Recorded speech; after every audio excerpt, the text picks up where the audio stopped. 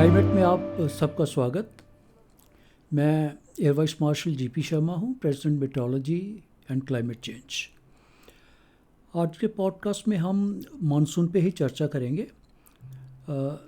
पिछले सप्ताह जो किया था उसके कंटिन्यूएशन में ही रीज़न देखिए, एक तो लगभग एक तिहाई मानसून समाप्त हो चुका है। 4 महीने का समय होता है, 120 दिन लेके चलें तो लगभग 40 दिन पूरे हो गए। तो उसका विश्लेषण करेंगे कि मानसून की स्थिति क्या है। दूसरा, जो मानसून का डिस्ट्रीब्यूशन है थोड़ा सा असमतल है, अनइवन है, तो उसके बारे में भी थोड़ा डिस्कस करेंगे। और क्योंकि आने वाले दिनों में मानसून में कुछ क्षेत्रों में तेज़ी आएगी, भारी वर्षा होगी, फ्लडिंग रेंज आ जाएंगी, उसके बारे में जानकारी देंगे। और फिर सबसे लास्ट में कि मानसून की परिस्थितियां कैसी रहने वाली हैं और आगे क्या संभव होगा, उसका अनुमान, उसकी आपके साथ चर्चा करेंगे।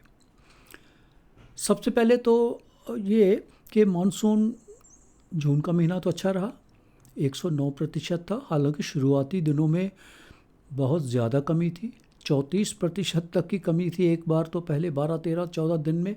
और उसको कवर करने के बाद फिर मानसून अच्छा होना, क्योंकि लंबा पॉज था, लगभग 2 सप्ताह से भी ज़्यादा एक लंबा पॉज, मानसून आगे बढ़ा ही नहीं, इसलिए कमी आ गई थी। लेकिन जब बढ़ा तो बहुत तेज़ी से बढ़ा, गति पकड़ी और समय से पहले पूरे देश में भी आ गया। उसके कारण अच्छी वर्षा हुई और जून 109% पे समाप्त हुआ।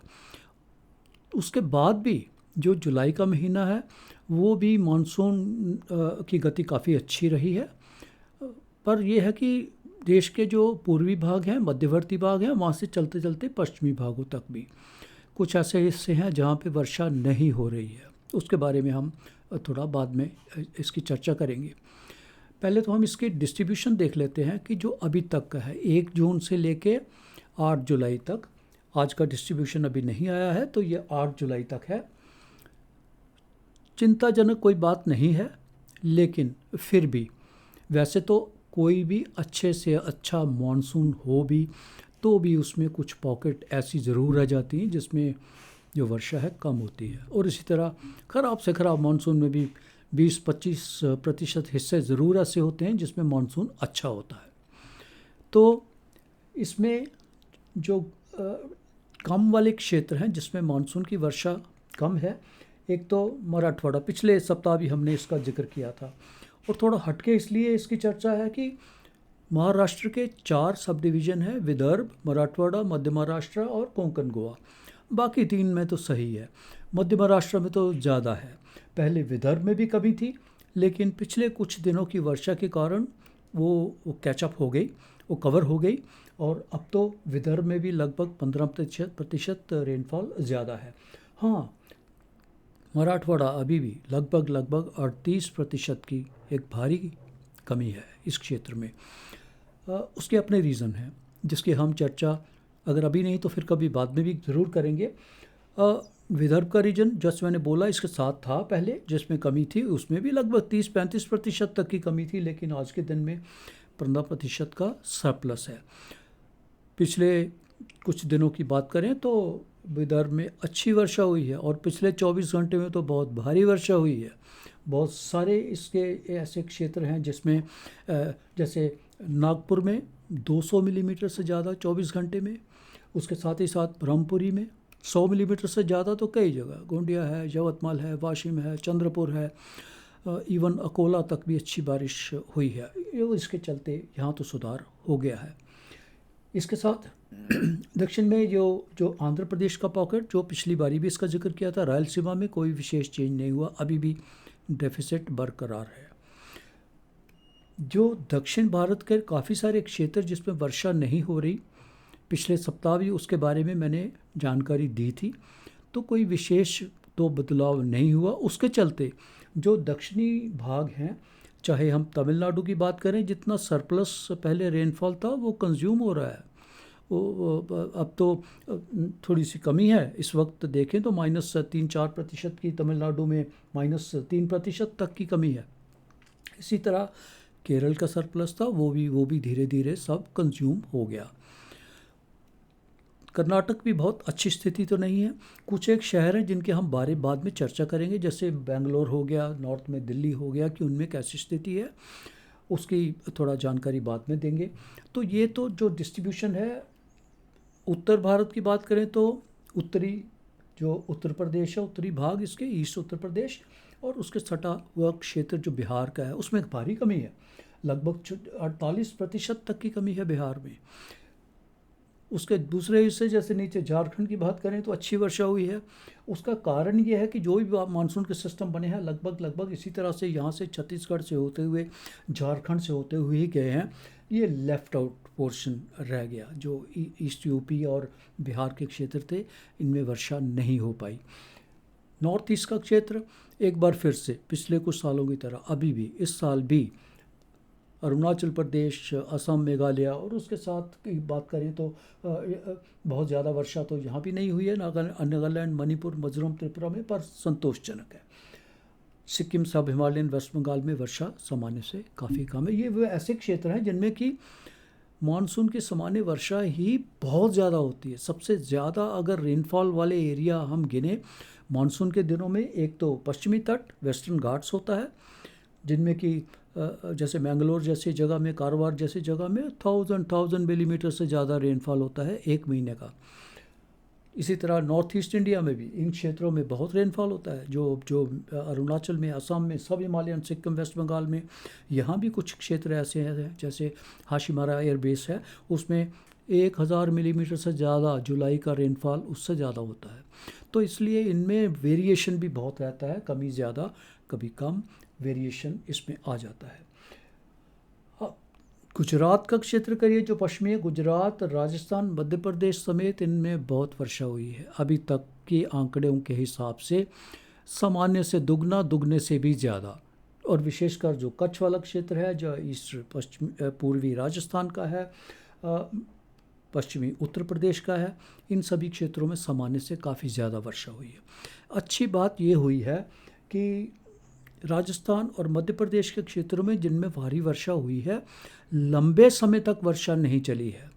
नहीं तो अगर एक बार भारी वर्षा का दौर अगर शुरू होता है तो ज़मीन जो है सैचुरेटेड हो जाती है जल्दी ही, और अगर वर्षा लगभग 3, 4, 5 दिन अगर चलती रहे भारी वर्षा, तो उसके कारण फिर थोड़ा नुकसान फसलों को भी, ज़मीन को भी, उन सब को शुरू होना हो जाता है। सॉइल इरोशन हो जाता है, फ्लडिंग लोकलाइज हो जाती है, क्योंकि पानी और एब्जॉर्ब नहीं कर सकती ज़मीन, खड़ा रहता है पानी। तो वो स्थिति शायद नहीं बनी। अभी तक तो चिंता की कोई बात नहीं है, मानसून ठीक ही चल रहा है।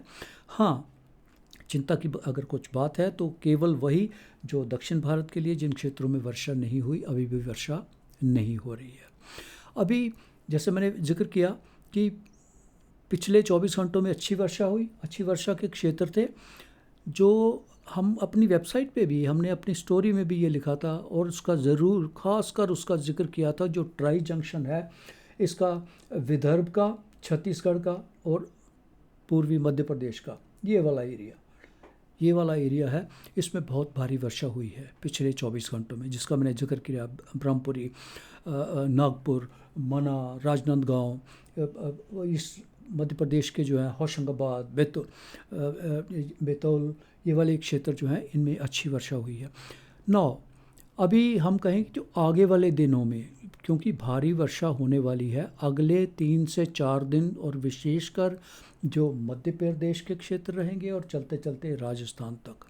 रीज़न, लो प्रेशर एरिया, जो कि बहुत slow moving low pressure area है। पिछले 2-3 दिन से तो वो गांगेय क्षेत्र जो है पश्चिमी बंगाल के, वहीं बना हुआ है, वहीं उसकी सर्कुलेशन है। धीरे धीरे आगे बढ़ेगा। अगले 2 दिन में ऐसा है कि जो लगभग झारखंड और छत्तीसगढ़, इन क्षेत्रों में आ जाएगा। जो भी ये क्षेत्र होते हैं, ज़रूरी नहीं है कि उनका रेनफॉल उसी एरिया में हो। उसका कन्वर्जेंस जोन और उसकी जो भारी से बहुत भारी रेनफॉल वाली पॉकेट जो है, वो सेंटर में नहीं होता, वो हमेशा हट के होता है। और इस बार इसका सिस्टम का कन्वर्जेंस जोन जो है वो इन क्षेत्रों में है, मध्य प्रदेश के क्षेत्रों में और सटे हुए विदर्भ और छत्तीसगढ़ के क्षेत्रों में। तो यहाँ वर्षा बहुत भारी संभावित है।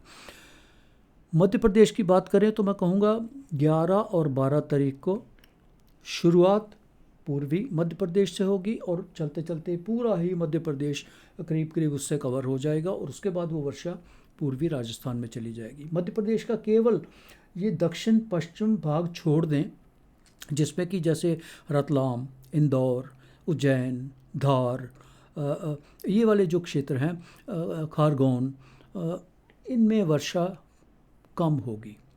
इसमें कोई चिंताजनक बात नहीं होगी, लेकिन काफ़ी सारे क्षेत्र विशेषकर जो उसके मध्यवर्ती भाग हैं, जबलपुर, भोपाल समेत जो सागर, सतना, रीवा, ये वाले क्षेत्र और बुंदेलखंड एरिया की बात करें, जिसमें कि अशोकनगर, श्योपुर, शिवपुरी, गुना, ग्वालियर, दतिया, भिंड, मुरैना, ये सब जो क्षेत्र हैं, ये बुंदेलखंड क्षेत्र इसमें भारी वर्षा होने वाली है। ज़्यादातर जो बॉर्डर एरियाज़ हैं विदर्भ और छत्तीसगढ़ के साथ, पूर्वी मध्य प्रदेश के, और सेंटर वाले क्षेत्र जिसमें होशंगाबाद और उसके साथ साथ ये उमरिया, जो मैंने पहले भी जिक्र किया कुछ स्थानों का, उन सभी जगहों पे स्टेट की राजधानी भोपाल समेत, जबलपुर समेत इन क्षेत्रों में भारी वर्षा 11 और 12 तारीख को। 13 को थोड़ी कम हो जाएगी और शिफ्ट भी हो जाएगी। जब शिफ्ट होगी तो उसके बाद ये पूर्वी राजस्थान के काफ़ी क्षेत्रों में भारी वर्षा होने वाली, उतनी भारी नहीं जो जितनी भारी मध्य प्रदेश में होगी, लेकिन उससे कम, थोड़ी इंटेंसिटी और स्प्रेड उससे थोड़ा कम होगा और विशेषकर उससे पूर्वी राजस्थान प्रभावित होगा। पश्चिम में राजस्थान में ज़रूर वर्षा होगी लेकिन कम होगी। अच्छी बात यह है कि गुजरात तक शायद भारी वर्षा ना पहुंचे, अगर हो गई भी तो जो बिल्कुल उत्तरी भाग हैं जिसमें कि बसंतकांता, सबरकांता या दीसा, पाटन, ये वाले क्षेत्र हैं, इनमें थोड़ी मॉडरेट रेंज आ सकती हैं, लेकिन बहुत भारी वर्षा होने की संभावना यहाँ पे नहीं है। देश के उत्तरी भागों में प्लेन जो हैं, पंजाब, हरियाणा, इनमें एक दो दिन यहाँ भी अच्छी बरसात होने वाली है। और एक और दौर पहाड़ी क्षेत्रों के लिए और विशेषकर उत्तराखंड के लिए 8 से 5-6 दिन के बाद एक बार फिर से तराई वाले क्षेत्रों में और उत्तराखंड के क्षेत्रों में यहाँ भारी वर्षा होने वाली है। पिछली बारी भी हमने देखा हिमाचल प्रदेश में काफ़ी ज़्यादा फ्लडिंग हुई, नुकसान हुआ, फ्लैश फ्लड्स आ गए। तो इसी तरह का एक और शायद और उत्तराखंड और हिमाचल के लिए, ये जैसे ही सिस्टम आगे बढ़ेगा, ये मानसून ट्रफ की मूवमेंट होती है इन सब सिस्टम की वजह से, तो उसी के कारण ही ये जो फुट हिल्स वाले क्षेत्र हैं और उत्तराखंड और हिमाचल में एक बार फिर से हमें भारी वर्षा देखने को मिलेगी। तो उसके लिए हमें सचेत रहना चाहिए। जो भी इट्स ऑलमोस्ट जैसे हम अलर्ट देते हैं, अलार्म देते हैं, ये वो सिचुएशन इसके लिए है। इसके बाद अब तो ये तो हो गया कि ये अगले कुछ दिनों में, लाइक एक सप्ताह 10 दिन में कैसा मौसम रहेगा। बात यह है कि जो बाकी का मानसून का महीना, या जुलाई का दूसरा हाफ कहें या अगस्त का शुरू का भाग कहें, उसमें परिस्थितियां कैसी बनी रहेंगी।